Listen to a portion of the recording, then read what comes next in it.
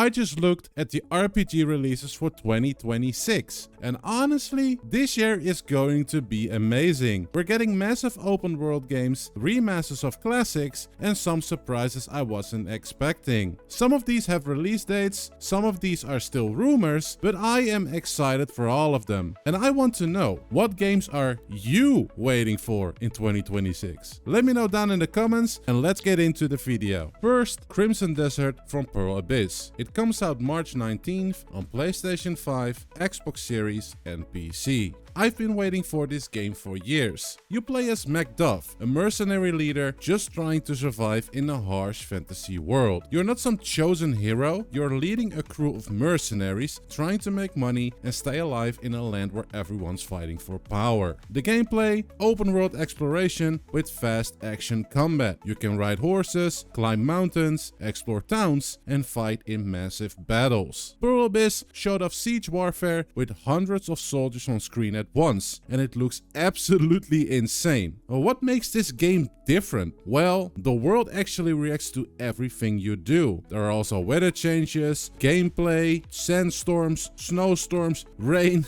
I can go on and on. NPCs also have daily routines in the game, they live their own lives, and the story is darker than most fantasy games. It's not about just saving the world, it's actually more about survival in this world. Now, Pearl Abyss delayed this multiple times to make it better. They listened to feedback and actually reworked their systems. So hopefully that extra time means we're getting something really special here. March 19th, and this is probably my most anticipated game of the year. Next up, we have Deus Ex Remastered from Aspyr. February 5th, PlayStation 5, Xbox Series, Switch and PC. If you have never ever played the original Deus Ex from the year 2000, this is your chance. And let me tell you, this game is legendary in the RPG world. The story, you play as JC Denton, a nano-augmented agent working for a secret organization. But the deeper you go, the more you realize nothing is what it seems. It's a cyberpunk conspiracy story that predicted a lot of things about our world today. What makes Deus Ex special though? Total freedom. Every mission can be solved in multiple ways. You can go in guns blazing, you can sneak through fence and never actually kill anyone.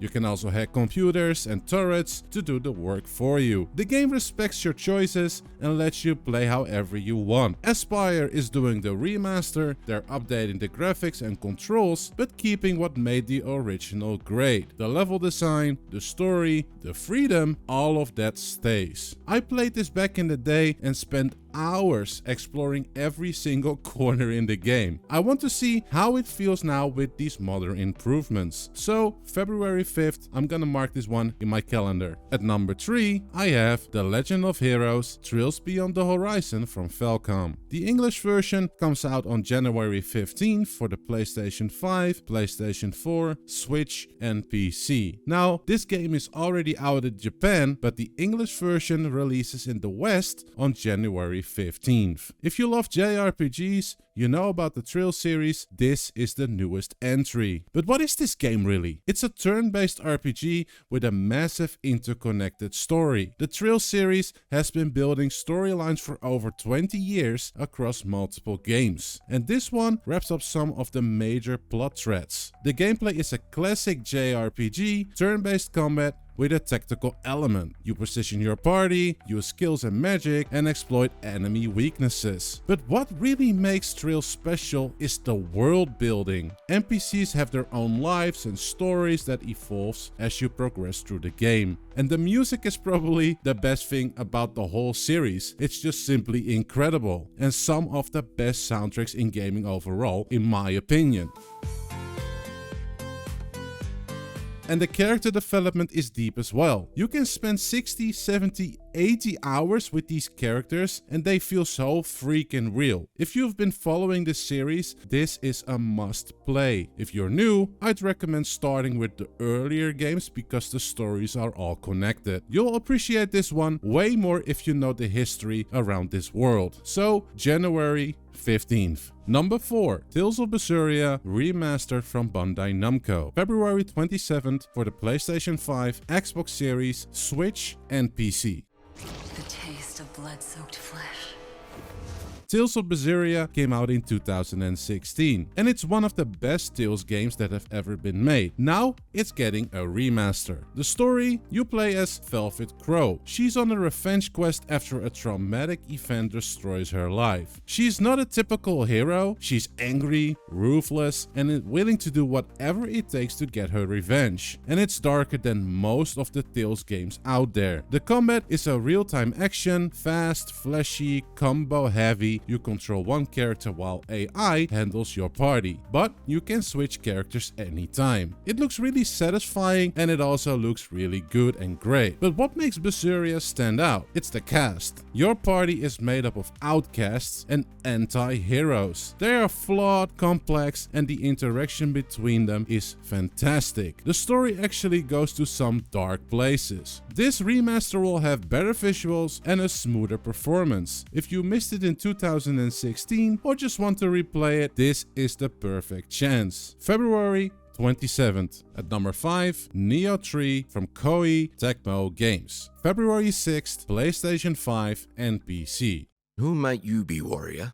I played the first Nioh and I absolutely loved it. Now we're getting Nioh 3. But what is Nioh? It's a Souls-like action RPG set in a dark fantasy world, a version of feudal Japan. You fight human enemies and supernatural creatures called yokai. The combat is brutal and fast, way faster than Dark Souls. You have a stamina system called Ki, and managing it is key to your survival. You can use different weapon types like katanas, spears, axes, and each one has its own combos and moves. What makes Nioh different from all the other Souls-likes out there? The stance system. You can switch between high, mid, and low stances during combat. Each stance changes your movement set completely. High stance hits harder but drains your ki fast. Low stance is quick but does less damage. And the mid stance is more balanced. Nioh 3 is also adding new weapons and new yokai enemies. Hopefully they also improve some quality of life stuff, because Nioh can be really punishing. If you like challenging games with a deep combat system, this is the game for you. February 6th. Number 6. Dragon Quest VII Reimagined from Square Enix. February 5th, PlayStation 5, Xbox Series, Switch and PC. Dragon Quest VII came out on the PlayStation 1 in the year 2000. Now it's getting a full reimagining, not just a remaster. But what's the game really about? Well, you start on a small island, no monsters, no danger, but you discover an ancient ruin that lets you travel to the past. You explore different islands, each with its own story and problems. You help people in the past, which changes the present. The gameplay is a classic turn-based JRPG. You fight in random encounters, gain experience, level up, and learn new skills. There is also a job system where you can change classes and learn different abilities. Want to be a warrior, a mage, a thief? You can be all of them if you want. But what makes Dragon Quest special? The charm. The stories are heartfelt, the music is iconic and composed by Koichi Sugiyama. I hope I pronounced that name right. And the art style is done by Akira Toriyama. I hope I pronounced that name right as well. Who is also the Dragon Ball creator. And it's simply timeless, let's be honest. The original was very long, over 100 hours. This reimagining should have updated visuals, modernized systems, and hopefully faster pacing. Now, if you love classic JRPGs and want something relaxing with a lot of heart put into it, this game is perfect. February 5th. Okay, those are 6 games that are all confirmed with their release dates, unless they get delayed. But now, let's talk about the rumored ones. These games are likely coming out in 2026, but they don't have final dates yet, so keep that in mind. Number 7. GOTHIC Remake from Alchema Interactive and THQ Nordic. Steam says Q1 2026, and it's supposed to release on the PlayStation 5, Xbox Series,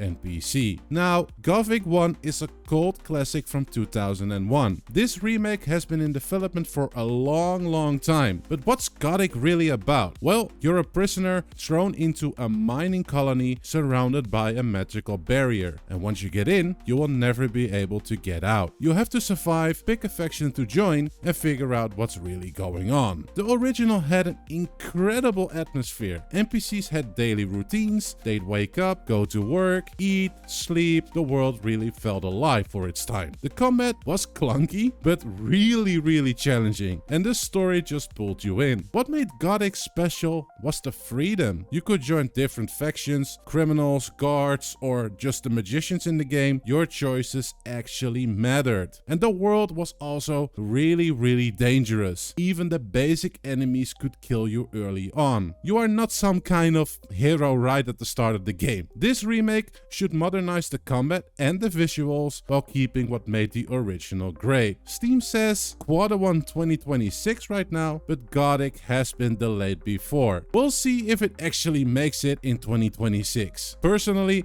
I am absolutely hyped for this one because I have played the original, I've spent multiple hours into it, and I would really love to see what they make of it. I also have a video on the channel where I played the demo if you're interested. The link is down in the description. Number 8. ANANTA from Craft Egg. Rumored for 2026 for the PlayStation 5, mobile, and PC. People are calling this the anime GTA. It's an open world action RPG with anime aesthetics. The setting, a futuristic city with bright colors and anime-styled characters. You're part of a team fighting against oppressive forces. And from what I have seen, the gameplay mixes exploration, combat, and story missions. You can explore the city freely, fight enemies, and complete objectives. It looks like a mix of action RPG combat with open world freedom. Now, there is no confirmed 2026 date yet, but based on development updates, it seems really likely that it will be released in 2026. Now, if you like anime games with open worlds and action combat, then definitely keep an eye on this one. Number 9. The Blood of DAWNWALKER from Rebel Wolves. Speculated for 2026, PlayStation 5, Xbox Series, and PC. This one's from the developers who worked on The Witcher 3. They left CG Projekt Red to start their own studio, which is now called Rebel Wolves. What is the game about? Well, you play as a Dawnwalker, someone caught between the human and vampire world. It's set in a medieval fantasy inspired by Eastern European folklore. We haven't seen much gameplay yet, but the team has experience in making huge open world RPGs, like we've seen with The Witcher 3. The premise sounds incredible. I mean, vampires, dark fantasy, moral choices. It really sounds really good. If it actually releases in 2026, this could be one of the year's biggest surprises. The developers have a proven track record with The Witcher 3, as I said before, so I am keeping my expectations really high for this one. And finally,